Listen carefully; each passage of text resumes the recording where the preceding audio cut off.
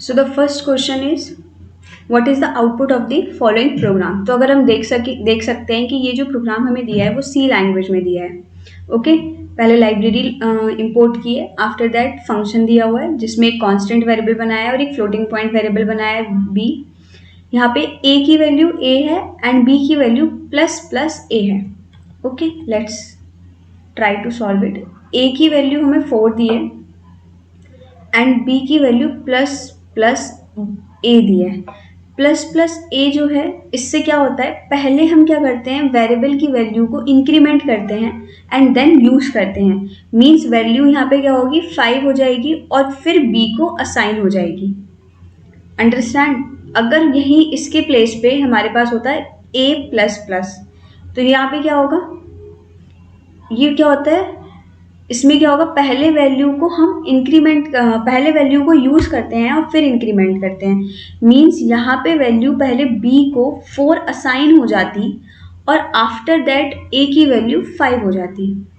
Okay तो यहाँ देखो हमारे पास मेमोरी लोकेशन पे 4 वैल्यू रखा हुआ है और बी की वैल्यू क्या है 5।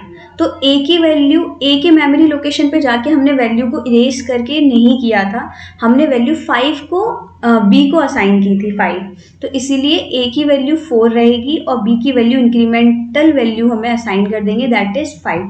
तो answer will be C. Answer will be C. Now the next question is what is the output of the following program. ये भी हमें सी लैंग्वेज में दिया हुआ है। यहाँ पे क्या है, हमारे पास एक आई वेरिएबल जो कि क्या है कैरेक्टर टाइप का है, मतलब सिर्फ कैर वैल्यू ले सकता है। कैरेक्टर का जो साइज होता है वो 1 होता है। तो यहाँ पे जो आपको दिया हुआ है size of I, then size of क्या है, सी लैंग्वेज में साइज ऑफ एक फंक्शन होता है जो कि आई का साइज प्रिंट करेगा। तो कैरेक्टर वैल्यू का साइज कितना होता है 1 होता है। तो answer will be B. Option B is correct, क्योंकि साइज ऑफ एक फंक्शन होता है इसीलिए इसका आंसर क्या प्रिंट होगा 1 प्रिंट होगा। Now the third question is what is the output of the following programme. यहाँ पे क्या है, x की वैल्यू 0 है, y की वैल्यू 0 है। x and what is short circuit operator बोलते हैं। इसमें क्या होता है कि अगर पहला जो डिजिट है, मतलब अगर वो इवेल्युएट होके हमारी ट्रू फॉल्स आती है तो नेक्स्ट वाला वो इवेल्युएट नहीं करेगा, क्योंकि एंड में क्या होता है अगर कोई भी एक हमारा फॉल्स होगा तो दूसरा ऑटोमेटिक मतलब इवेल्युएट कुछ भी हो फॉल्स ही आंसर आना है। तो अगर पहला इवेल्युएट होके फॉल्स आता है तो सेकंड वाले को ये इवेल्युएट नहीं करता है, इससे हमारा टाइम जो होता है वो रिड्यूस हो जाता है, इसलिए इसको शॉर्ट सर्किट ऑपरेटर बोलते हैं। तो अगर हम देखें यहाँ 0 है, ये तो फॉल्स है तो फॉल्स ही आएगा। तो लूप के अंदर मतलब इफ के जो इफ ब्लॉक है, ब्लॉक के अंदर एंटर नहीं करेगा, डायरेक्ट प्रिंट वाले फंक्शन पे आ जाएगा। ये y पे भी नहीं जाएगा, क्यों, क्योंकि ये शॉर्ट सर्किट ऑपरेटर है। तो जब ये x को इवेल्युएट कर रहा है और देख रहा है कि x की वैल्यू फॉल्स है तो ये y को इवेल्युएट ही नहीं करेगा, तो y का वैल्यू स्टिल 0 ही रहेगा। सो the answer will B A 0 0। I hope ये चीज़ क्लियर हुई होगी, क्योंकि इफ ब्लॉक के अंदर वो एंटर नहीं करेगा और y प्लस प्लस को भी इवेल्युएट नहीं करेगा, तो वैल्यू 0,0 होगी। a की वैल्यू भी x की वैल्यू भी 0 एंड y की वैल्यू भी 0। So the fourth question is what is the output of the following. यहाँ पे क्या है, एनम कलर्स। एनम क्या होता है, एक स्पेशल टाइप का कलर क्लास होती है जो कि नंबर ऑफ कॉन्स्टेंट्स को डिफाइन करती है। इसमें बाय डिफॉल्ट हमारा 0 से स्टार्ट होता है। तो यहाँ पे हमारे पास 3 वैल्यूज इसने डिफाइन की हैं अपना ब्लैक, ब्लू एंड क्योन। तो यहाँ पे अगर हम देखें तो वैल्यू ब्लैक की वैल्यू 0 होगी, ब्लू की 1, बिकॉज एनम में क्या होता है जो बाय डिफॉल्ट वैल्यू होती है वो 0 से स्टार्ट होती है। तो ब्लू की वैल्यू 1 एंड क्योन की value 2। So the answer C will be correct. Now the next question is what is the output of the following program. xy equal to 0 and for this is termination, मतलब semicolon लगाया हुआ है, मतलब terminate कर रहे हैं हम, कोई भी इनिशियल कंडीशन हमने नहीं दी हुई है। xy is greater than 0। ये देखो जो फॉर लूप है हमारा एम्प्टी लूप है, इसके अंदर हमने कुछ भी डिफाइन नहीं किया हुआ है, तो इसको चेक करने का भी कोई फ़ायदा है नहीं। जो हमारा फॉर लूप गिवन है हमारा, let me rewrite it here, let me rewrite it, for colon semicolon xy is greater than 0 semicolon and xy semicolon. तो इसमें क्या किया इन्होंने, लास्ट में सेमीकोलन लगा दिया है। जब भी हमारे फॉर लूप के लास्ट में या फिर उसकी बॉडी में सेमीकोलन लगा होता है, इट मीन्स एम्प्टी बॉडी है उसकी। तो जब फॉर लूप के अंदर कुछ है ही नहीं तो इसकी कंडीशन को चेक करना या इसको इंक्रीमेंट करके देखना कोई बेनिफिट है ही नहीं। तो इसकी नेक्स्ट जो लाइन है हमारी, इसकी जो नेक्स्ट जो लाइन है वो हमारी रन होगी, that is print f x y. X y की वैल्यू क्या है, 0, तो answer will be correct in this situation. Now the next is pointer का क्वेश्चन है ये। हमने एक जे पॉइंटर बनाया हुआ है, आई का वैल्यू 1000 है। यहाँ पे हमने आई का रेफरेंस जे को असाइन किया है। जब भी हम पॉइंटर बनाते हैं, पॉइंटर क्या करता है, हमारा एड्रेस कंटेन करता है, और हम ये रेफरेंस ऑपरेटर के थ्रू जे को एड्रेस असाइन कर रहे हैं आई का। इसको अगर मैं बताऊँ तो कैसे होगा, आई का वैल्यू 1000 है। अब 1000 वैल्यू हमारी मेमोरी में कैसे स्टोर होगी, ये कोई भी एड्रेस होगा, लेट सपोज इट इज 800। यहाँ पे 1000 वैल्यू हमारी है, स्टोर कर रहा है, ये मेमोरी में स्टोर कर रहा है, that box name is I. अब हमारे पास हमने एक पॉइंटर बनाया है that is J.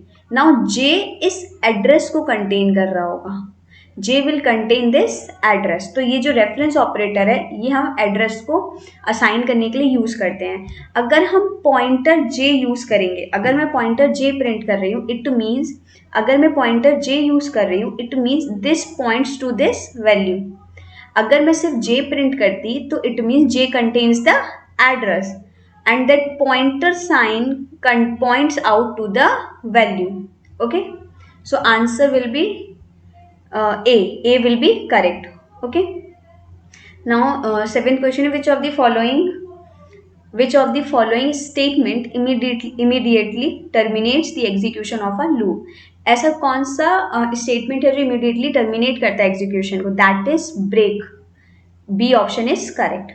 An unrestricted use of the go-to statement is harmful because it is difficult to verify program. Memory requirement is increased. It increases execution time of the program. Compiler generates longer machine code. तो क्या बोल रहा है, an unrestricted use of the go to statement is harmful because go to statement का जो use है वो harmful क्यों है, because it is difficult to verify program.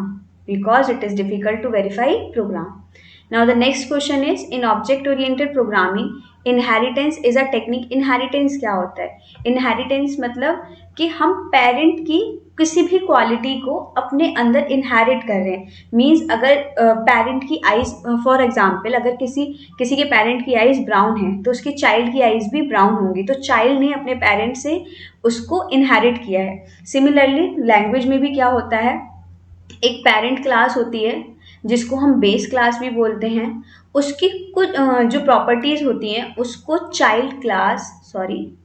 Parent class की प्रॉपर्टीज़ को चाइल्ड क्लास इनहेरिट करता है। इस चाइल्ड क्लास को हम ड्राइव क्लास भी कहते हैं और पेरेंट क्लास को बेस क्लास भी बोलते हैं। तो इनहेरिटेंस में 2 क्लासेस होती हैं। ओके, अब क्या बोल रहा है, इनहेरिटेंस क्या टेक्निक है, इनहेरिट करता है फीचर्स। तो क्या होगा, pass arguments and improve data hiding, नहीं। डेटा हाइडिंग कैसे इंप्रूव होता है, इनकैप्सुलेशन एक प्रोसेस होता है वो। Pass arguments and add features to existing classes without rewriting them, automatically acquire feature from its parent object. Option C is correct. Okay, now the question number 10, in object oriented programming the visibility mode by default is, in object oriented programming the visibility mode क्या होता है, हमारे पास 3 types के access modifiers होते हैं। क्या होते हैं access modifiers, that is private, public and protected. As we see कि यहाँ पे सी लैंग्वेज की बात हो रही है, तो हमारे सी लैंग्वेज में बाय डिफॉल्ट प्राइवेट होता है। मीन्स अगर आप किसी भी एट्रीब्यूट को या फिर क्लास के किसी भी मेथड को डिफाइन कर रहे हैं और वहाँ पे आप एक्सेस स्पेसिफाई देना भूल गए, एक्सेस स्पेसिफाई मतलब ऑब्जेक्ट बना के हम किस किस प्रॉपर्टी को एक्सेस कर सकते हैं।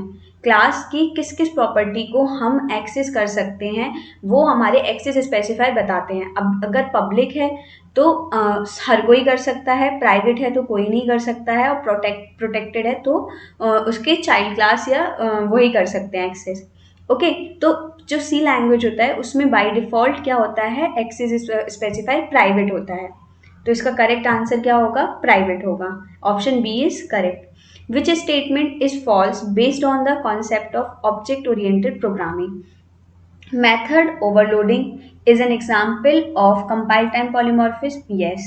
Method overriding is an example of runtime polymorphism. Polymorphism क्या होता है, किसी भी चीज़ की मल्टीपल फॉर्म्स। तो सिमिलरली हमारा फंक्शन एक ही होता है और उसको हम मल्टीपल फॉर्म में रिप्रेजेंट करते हैं, दैट इज कॉल्ड पॉलीमॉर्फिज्म, जो कि दो टाइप की होती हैं, run time and compile time. तो कंपाइल टाइम को मेथड ओवरलोडिंग भी बोलते हैं और रन टाइम को मेथड ओवरराइडिंग भी बोलते हैं। Now the third one is derived class does not need a base class. Object oriented programming supports inheritance. जो थर्ड ऑप्शन है वो कंप्लीटली रॉन्ग है। मैंने अभी बताया था आपको कि पेरेंट क्लास होता है जिसे हम बेस क्लास बोलते हैं, पेरेंट क्लास होता है जिसे हम बेस क्लास बोलते हैं, ओके, और चाइल्ड क्लास होता है जिसे हम ड्राइव क्लास बोलते हैं, ड्राइव्ड क्लास बोलते हैं। तो ड्राइव्ड क्लास तभी हम ड्राइव कर सकते हैं ना जब हमारे पास कोई पेरेंट क्लास होगा। अगर हमारे पास पेरेंट क्लास ही नहीं है तो हम कैसे ड्राइव करेंगे, है ना? तो हर एक ड्राइव्ड क्लास को एक पेरेंट क्लास की नीड होती है। So option C is correct.